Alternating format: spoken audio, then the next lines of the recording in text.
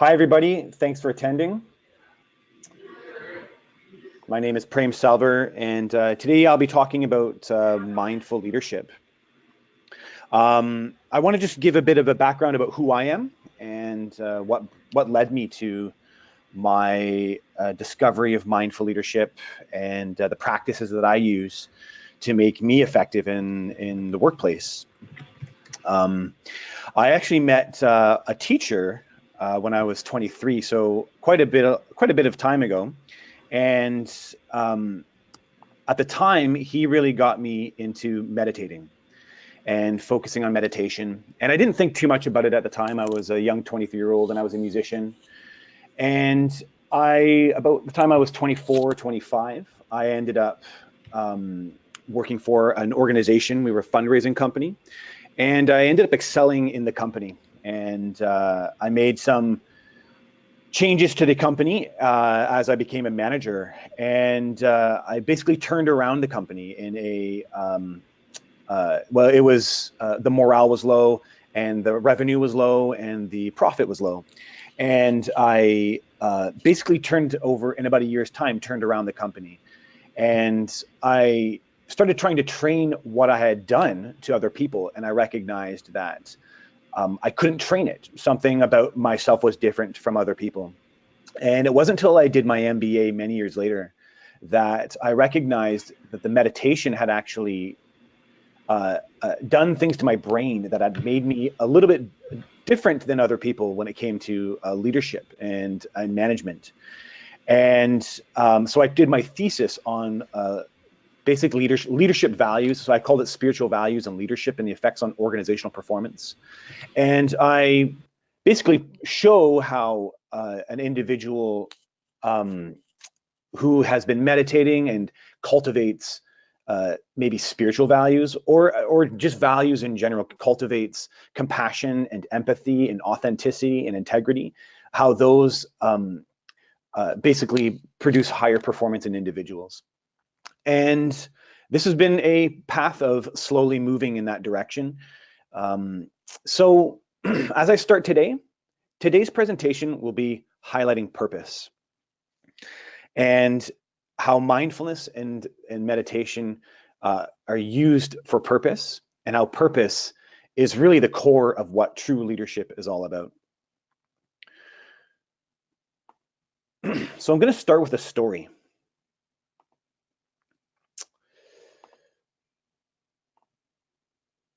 Sorry about that.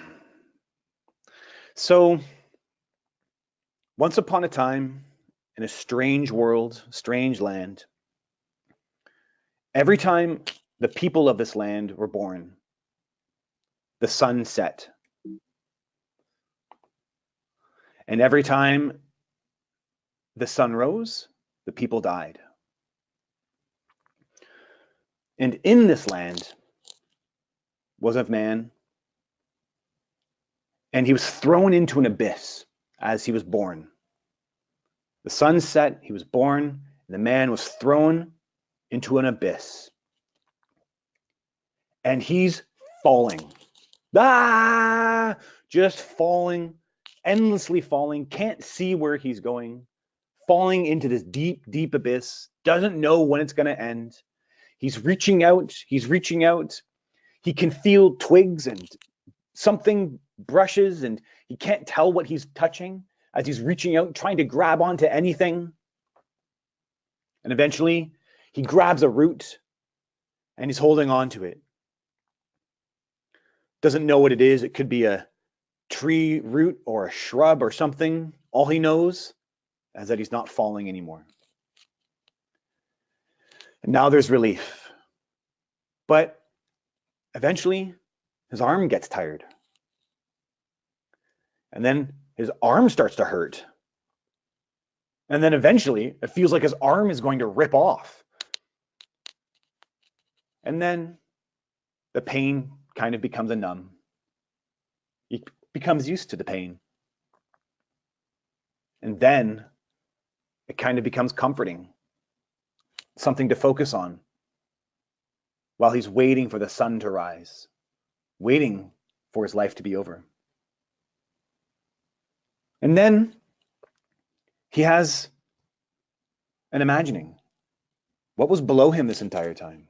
He can see on the horizon the sun is about to rise. And he wonders what was below him. What had happened if he had just let go?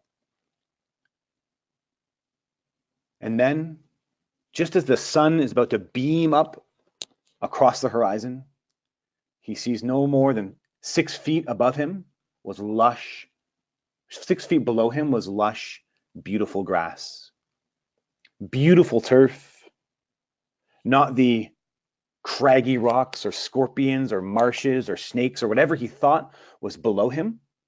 None of that was below him. He could have just let go and lived out the rest of his life on this soft, beautiful grass. So I love telling this story because this story is about us. It's about finding purpose. And I relate to this story in my challenges in finding purpose, in leadership and in using mindfulness, about letting go, and meditation in our quest for finding purpose. And so when you're leading by purpose, you're leading yourself. And that's the core of great leadership and why I love to drive in purpose. So when I did my thesis, one of the books that I used was this book here called The Silent Side of Management: Motivation, Emotions, and Leadership. I want to share this book with you. It's a bit of a dry read. It's clinical and academic, but it's necessary for understanding human motivation.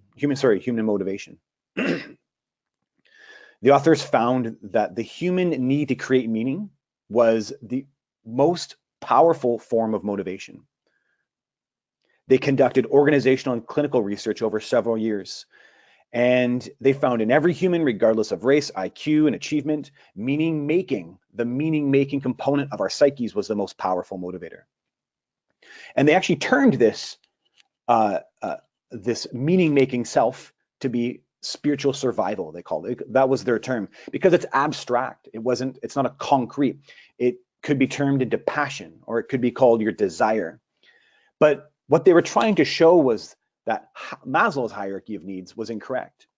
That if you, according to Maslow's hierarchy of needs, if you were hungry and you were poor and you were homeless, you weren't thinking about meaning. And the fact is the opposite. People are always making meaning of their lives. They're always trying to interpret their life in meaning. And they're always trying to give purpose to the events and to themselves in the world around them. So a good analogy that I want to use here, that they kind of drum up, is that if you're walking down the street and someone comes and puts a bag over your head and trucks you into a trunk of a car and drives you off, then takes you out in the middle of nowhere and takes you out of the trunk of the car, takes the bag off your head, what's your first question? Where am I? Right? Your first question will be your sense of orientation. And as they discuss in the book, your sense of orientation is in fact the most powerful motivator. Your desire to know where you are. And the timing, your orientation. And the second question you ask, why did this happen to me? Right? The why component. So throughout this webinar, I'll be taking the interchange of words of meaning and purpose. We make meaning of many different things, but your passion is a purpose, and that gives us meaning. So meaning and purpose, your meaning-making self, the part of you that's looking to make meaning of your life. So spiritual survival is the intrinsic need for calling or being called to work, and for finding meaning and purpose in one's work. So these desires are common amongst all people, whether they're fulfilled or not. And so by extracting and applying this theory to the workplace, one could deduce that all employees are looking to create meaning from the work that they do. And when it came to me and my experience, this is what I found. There's an opportunity then for a leader to create meaning that motivates. So I drive leadership from purpose. When a person is personally driven, they know how to drive the organization or team. Humans are personally motivated by people who are passionate. The research is in, it's pretty clear. When you're a passionate, purpose-driven leader, everyone else below you is motivated. And when the leader understands purpose and meaning within themselves, they can also communicate and motivate the meaning to employees. And the meaning that employees get from the work and the purpose that they have. So this was about mindful leadership. And when it comes to mindfulness and meditation, the thing that I want to emphasize is that these are the tools, but they're not the focus. So let me explain. When I was a teenager and learning how to drive, my instructor told me, when you're trying to turn right or left, people have a tendency to look at the curb. You're staring at the thing you don't want to be driving towards. You're nervous to hit it, so you stare at the curb. And he said, don't focus on the thing you're trying to avoid, focus on where you're trying to go. And so that's the point with meditation and mindfulness. Its focus is not stress reduction.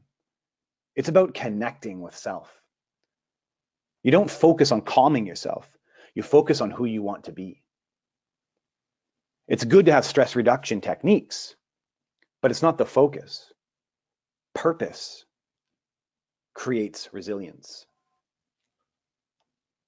Purpose creates resilience. There's a lot of people know the book Man in a Search for Meaning by Viktor Frankl. And in his book, he outlines, he was in the concentration camps in World War II and found that the people who were most resilient, the people who were able to bear the atrocities that were happening to them, were those who had a purpose, who connected to something with which they could see as the outcome of their lives. Their purpose was their family, their purpose was their wife, their purpose was coming back to a normal life. And those who didn't have a purpose and those who lost hope for life are the ones who actually died. It didn't matter your physical endurance. He actually witnessed how physical endurance and your physical body didn't actually have anything to do with the will to live longer. People become resilient. And again, the research is there. Daniel Goleman does a lot of great research with stress and emotions and leadership. And it's a clear connection that purpose builds resilience to stress. So when you're passionate, you can take more stress. When you're driven with cause, you will fight uphill. So purpose is looking to where you want to go and not looking at the thing you don't want. Using meditation to try and calm is looking at the thing you don't want. Focusing on stress while you're trying to meditate and trying to calm that stress doesn't, it's good in the normal sense. But for example, I've been meditating for 20 years and I've been meditating day and night. By that manner, I'm really focused on being calm. All I do is aim for calmness. I look for, in the morning and the night, I'm really trying to be calm. I once said to someone, I've been meditating for 16 years, and their response was, wow, you must be really, really calm. And for me, it's not about calmness. When I was trained, it wasn't about calmness. It was about connection. It's about who you're connecting to. So, and there are tools for stress reduction in meditation. And there are tools that are very helpful, and I'll show you these tools, but the purpose is the point. Who you are, your passion, your desire in living life is the point. So the challenge is in finding a purpose. Mindfulness and meditation is about who you think you are. So when you're looking for your own sense of purpose, it comes down to a couple things. Is your purpose conditioned or externally driven? Is your purpose non-conditioned and internally driven? I have some news for you. If your purpose is externally driven, you'll find your purpose challenging.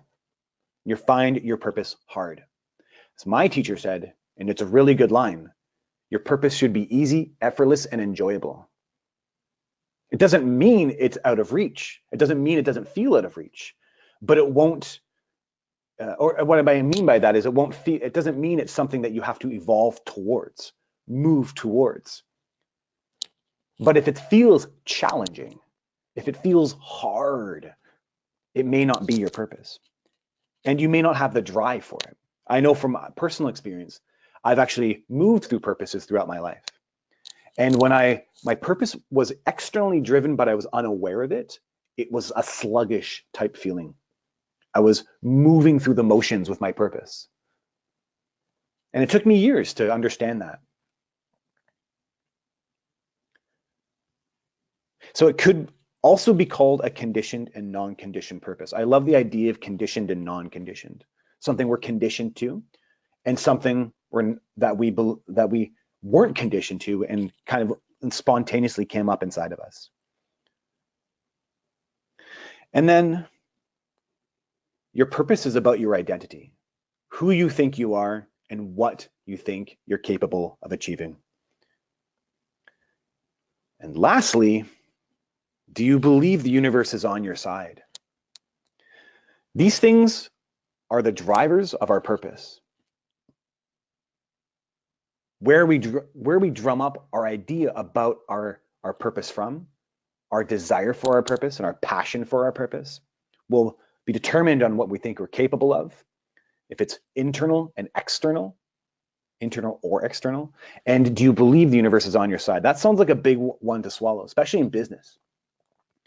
But I'm going to tell you a reality that I can personally vouch for. Intention creates reality. Whatever you intend, and this is what purpose is. Purpose is a life intention. It's your intention. You have an intention about everything. That's the kind of the mystery about all of this. You have an intention for everything you do. Right now, you have an intention. You have an intention for what you want out of this talk. You have an intention for why you got together with your partner. You have an intention for the career you've made. For being a leader, you have an intention. For walking the dog you walk tonight, you have an intention. For talking on the phone, for watching TV. You are the sum of all of your collective intentions. And your personality is the sum of all your intentions. Purpose is life intention. It's conscious life intention. Why was I born? No one's going to tell you why you were born. You have to choose why you were born. But if you're choosing externally, you're going to find that troublesome. You're going to find that hard. You're going to find the motivation lacking. And it's when you come from within that you make that choice within. And whatever you choose as the purpose, I guarantee you your life will slowly mold to it. If you hold it at the forefront. And so I have my reference and my research into this reference, but I have my reference specifically. My life changed when I became crystal clear about my purpose and used it as a reference point for all my life decisions. Consciousness creates reality.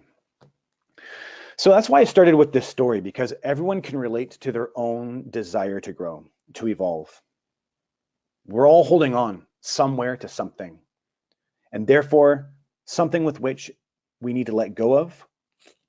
And we're scared to take that step. I've been there. I know it. I will tell my story in a small bit. I'll go into detail about my search for purpose.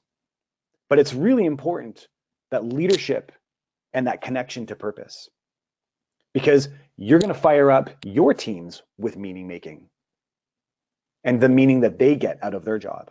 And you will find it will trickle down. It will have a trickle down effect with your teams. So I talked about your sense of purpose and internal versus external. And I'd say the biggest challenge we have in our world when it comes to the intentions that we have to set, and why meditation and mindfulness becomes so important when we're focused on where we want to go, is we're clearing out our thoughts. Our ability to connect to our internal desire for purpose is all about our ability to be aware of our thinking. This is one of the great reasons I love mindfulness and meditation. I become aware of my thoughts. You might think you're aware of your thoughts, but when I've taught meditation, I have clients who come to me for meditation and personal development. And they're surprised by how much detail is in their thoughts when they actually give space for their thoughts. They're not aware that most of the time they're living their lives out and there's images in their thoughts. Our thoughts have lots of detail that we are unconscious about. They have images. Every thought has an intention. I told you about intention. We have a life intention. Every action you do has an intention. On top of it, every thought has an intention. There is an initial burst of energy, an initial burst of intention behind every thought. And lastly, our thoughts are stories. So most people, and I can relate to this also, think their thoughts are one-off events. We think of our thought as this. This is the thought you had. Maybe you have a thought right now. Maybe you're liking this. Maybe you're questioning this. Regardless of however you're interpreting the talk, or maybe you're interpreting your day, or maybe you have a thought about what you're eating for dinner tonight.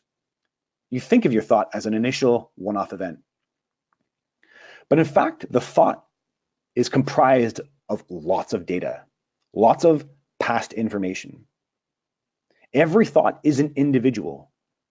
It is layered with information about past events.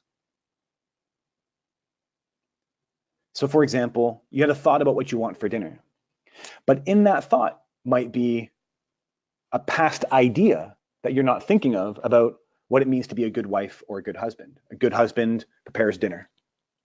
So in the thought about making dinner, you have a past thought comprised of good husbands make dinner. And then on top of it, you are trying to lose weight. So you didn't think too much. You didn't think that thought in the initial thought, but it's in there. It's comprised. That thought about what I want for dinner is comprised of past information. And you've become accustomed, we've become accustomed to our individual thought that has tons of past data. So becoming aware of our thoughts, and when we talk about purpose and coming from internal versus external, there couldn't be anything more important than understanding your thoughts and giving space to thinking and giving space to thoughts and observing, using a technique like meditation or mindfulness. So having techniques that help you remove yourself from your thoughts so you can become an observer of them and then live the purpose and passion you want to live, that's the purpose of meditation. That's the purpose of coming to mindfulness and choosing to be a mindful leader, is giving a space to understanding that your thoughts are choices. We don't think of our thoughts as choices. We don't think of our stress as a choice, but you are literally making a choice about how you want to handle your thoughts that create stress. You're literally making a choice about your every action about your life, though we think we are reacting. And we think we're reacting because we have past data that builds up over time. And we think it's a reaction. Someone made us angry, right? This is the initial thought that makes us angry. Well, somewhere down here, that anger is triggered by something that happened to you as a child. And so you don't recognize that you're choosing to be angry. You're choosing to follow the story. So the key here is to look at things objectively. Look at our thoughts objectively and the events that happen to us objectively, to get used to the experience of being objective. So when we're looking at our stories, we can recognize them as stories. When we're looking at our images and our intentions of our thoughts, we're not judging and we're accepting them. And the more we get used to it, the more you realize you have layers of thinking. I'm telling you from experience, we are basically robots programmed from life. Our brain is a hard drive, and we're just keep looking for that observer self to become more clear and more clear as we observe our life. But it's funny, we don't focus on those thoughts. You focus on where you try to go. I'm telling you, it's a weird backwards trick. My teacher has a really good analogy. How do you clean a dirty aquarium? You pour in clean water. And that's the whole backwards trick of our mind. You focus on where you want to go, and you're doing these techniques, and it bubbles up naturally. Your limitations, those ideas you have, your limitations, or the things that are reactionary for you, they bubble up on their own through time.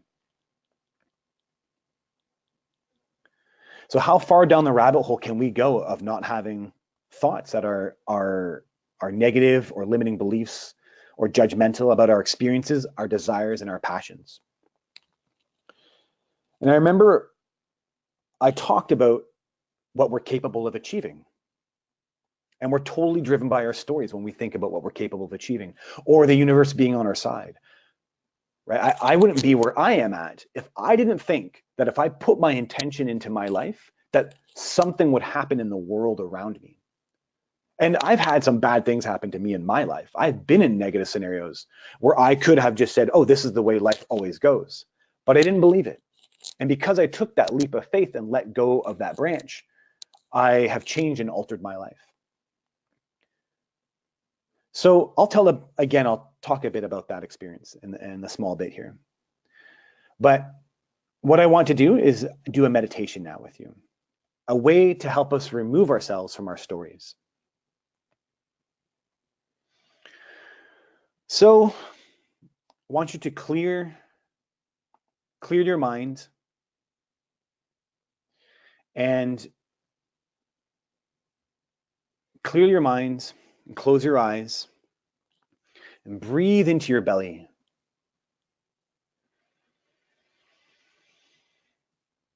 Breathing into your belly, and think of your belly as a slow-moving pendulum. As the pendulum hits the top, it pauses. And then it goes all the way back. It's either going inwards all the way and pausing, and then going outwards all the way and pausing. Now I want you to be on a field. Put yourself on a beautiful green field and see the thoughts that you're having as clouds.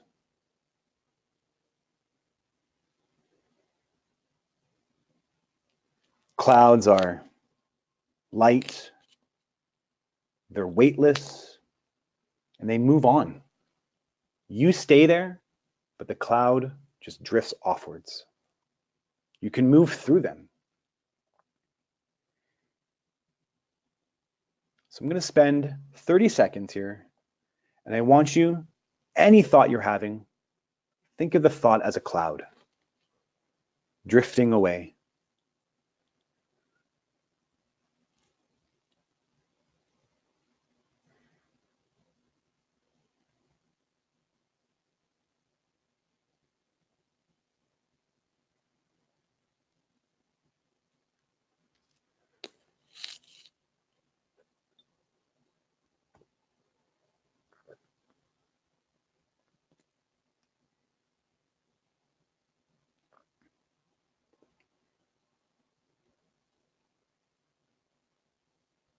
Okay.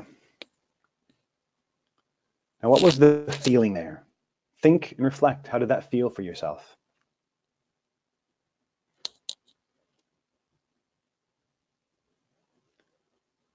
Now, when I do this exercise in workshops, a lot of people, they end up feeling there's a release, there's a distance, there was a distance from their thought. There was a release of maybe emotion or energy. And I tell people that that's an experience called diffusion. There's a psychological term for it, diffusion. You diffused yourself from the story of your thought. Whatever thought you had, maybe you thought about the night, maybe you thought about this talk, maybe you thought about something stressful at work. But if your thought was a cloud and it left and you felt a little bit of a release or of energy, you diffused from the thought. You diffused from the story. You became yourself who doesn't think that they are their thoughts.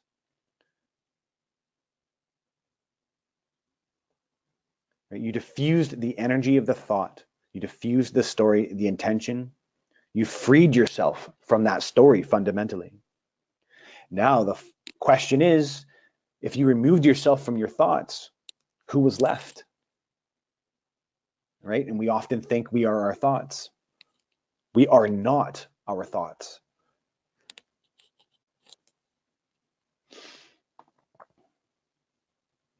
So meditation starts with the observer self. And there's two qualities I want to mention about the observer self. The first quality is the recognition that thoughts are just thoughts, that thoughts are not you. They may or may not even be true, right? The act of letting go of thoughts and letting them be a cloud drifting away. And the second quality is recognizing our stories. We have past background data about practically everything. Your ability to be a leader is built off of past background data. We don't just observe phenomena as phenomena. We aren't just aware of the world around us.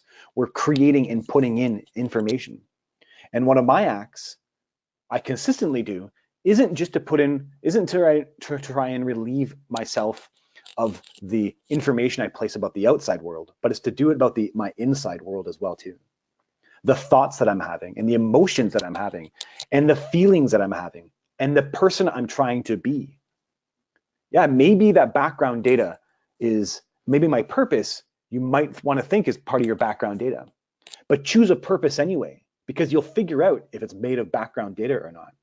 You need to have a purpose. Remember I told you it's a fundamental driver of your motivation. So choose a purpose and let yourself go through the process of figuring out if it motivates you or not. Because we all have stories and you eventually have to find a way to move through them. And you move through them by going in the direction you want to go. Again, like the dirty aquarium, cleaning it out by putting in clean water. You move forward by making a purpose, and you learn if your stories are false information. You choose what you want from your heart and let yourself filter out what you don't want.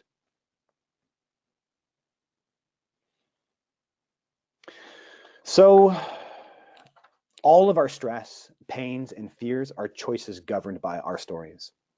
And we tell ourselves, the inner observer is making a choice about stress, pain, or fear. And these dictate the behavior and quality of our own personal leadership. And I want to mention too, I think in the terms of, I'd hope it's making practical sense. This isn't about being passive when we experience that we've gotten hurt either. I've seen this type of information turned into martyrism. It's acknowledging that we get hurt and acknowledging the story that gets us hurt and then using communication. But it's not about being passive to pain or being passive to fear or being passive to the things that we actually know are our stories and maybe even know that are fake. I have this too sometimes. I know when my stories are deeply ingrained and I can tell it's a story, but I haven't figured out who the proper way to be until I actually ask myself, who do I want to be in this scenario? But we all have stories that kind of guide us and push us. And when I'm choosing who I want to be, it's always in reference to my purpose.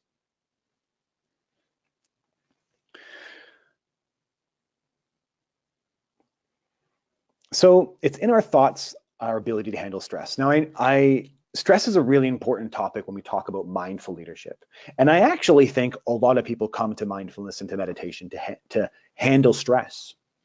And again, I can only emphasize that focus on purpose and you become resilient to stress. Use these tools to handle your daily stress. That's fine. But it's not the purpose of meditation. It's not the purpose of mindfulness is to focus on stress or stress reduction.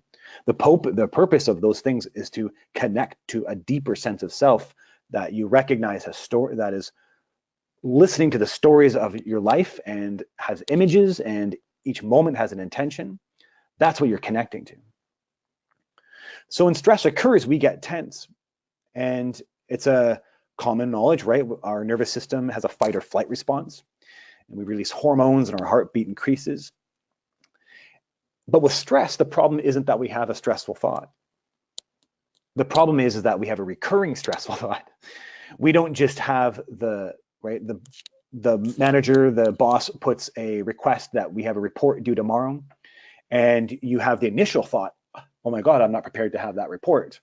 But it's then the fact you keep having that thought, I'm not prepared to have that report, that actually is the stressful stuff. Stress is normal in life, and we have to become resilient to stress and learn how to handle stress. But it's the brain that actually makes stress really, really challenging. It's the idea that you keep reiterating the thought. We relive the fight or flight response. We release the same hormones. Our heartbeat increases again, and our blood flows to our limbs, all from the thoughts in our head.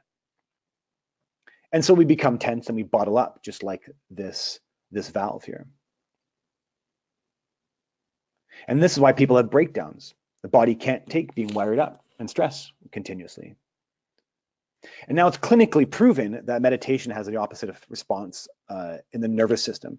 You become better at handling stressful thoughts. Again, you're not focusing though on stress.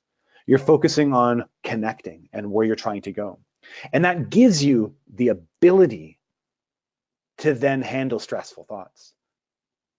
I'm just going to reiterate this whole webinar, that your purpose isn't the focus, and your purpose of meditation is to find your purpose, right? As the Buddha said, the purpose of life is to find your purpose. You focus on purpose, and then you use that ability of your mind to constantly move back to purpose as your ability to handle stress.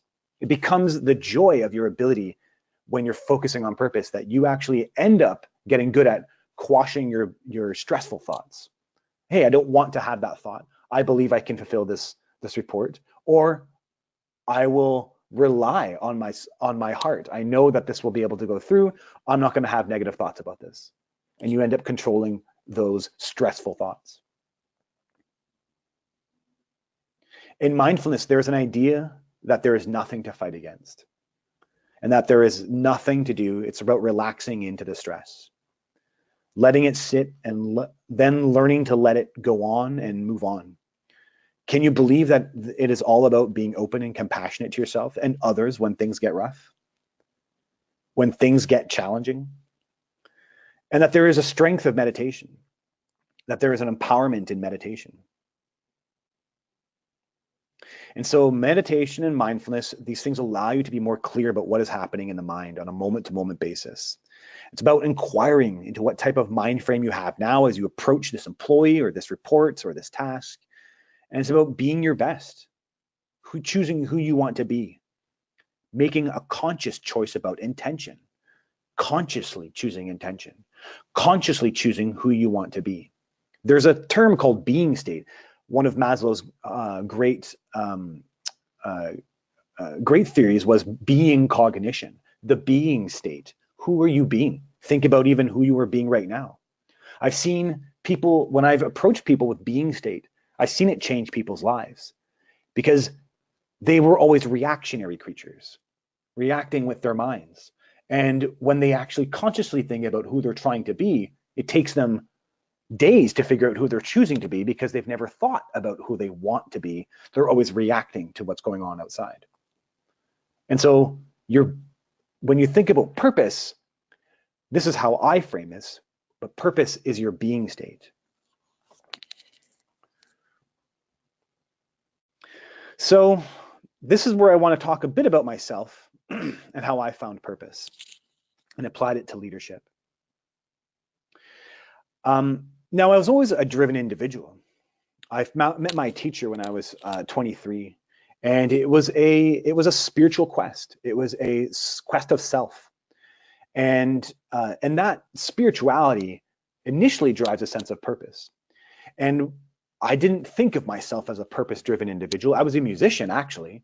I was driven behind my music. So I had my first purpose when I was a musician in my early 20s. And that's what made me a great leader. I was in my 20s when I took over this organization, and I ended up basically had low morale, and I was in charge of 5 departments. And besides doing some basic strategy for growth, I connected with all my team leaders, their sense of meaning, what meaning they got out of the job. And I also asked them in detail. I created a place of trust so they could feel that if their purpose in their job was simply to make money, that they could tell me that. And that it was my bad. I had to find a way to make sure that they connected. So I looked for their meaning and their sense of purpose, and I was driven by their purpose and their sense of meaning. And if someone said, you know what, the meaning I get out of this job is I love to help people and connect people, and they were an administrator, then I started making parts of their role of their job something to do with something they connected with. And I can't tell you how it fired everybody up. The entire atmosphere changed of the entire office. I was in charge of 120 people, 5 departments. And right from the top, I started with meaning making and purpose. And that filtered downwards. That passion that they started having was firing up the people below them. And it changed the office. I doubled the revenue of my office. And with some strategy, basic strategy, I also increased the profit. Meaning making was the core of my ability to help that company. And as I mentioned, I wasn't academic at the time. I just knew intuitively what I was doing, but I didn't have the language for it. And it wasn't until I did my MBA. Oh, actually, let me back up, because there's a story here about purpose. So I was in Toronto at the time where this company happened, and I was a musician. My wife got a job at UNBC, so I moved to Prince George. And I decided, I was about 30 at the time, I'm going to change my life. I'm done with being a musician. I can't make it. Personally, I didn't want to sleep on couches. It's a really hard life being a musician if you really want to go with the bands and everything. And I couldn't do it. It's too challenging. And it did jar with a part of myself. And as I mentioned previously, it was an externally driven purpose. I didn't know it at the time, but it's because as a teenager, people always made me feel good for being a musician. And I used that and became a part of my identity. But again, I didn't frame things in that way at the time.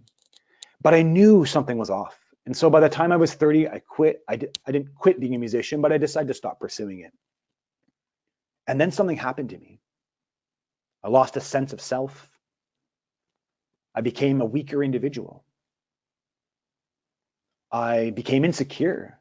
And I really didn't know who I was anymore. I didn't understand it at the time. I just was weak. Something about me was off. I didn't know it. I didn't understand it. I just knew that I was off. I did my MBA up in Prince George. And doing my MBA, I focused on leadership and purpose. And I found all this amazing research on meditation. And you can actually just Google my my thesis, Prem Selver. You can put it into Google. I think it comes up as a PDF. Spiritual values and leadership and the effects on organizational performance. It's all there.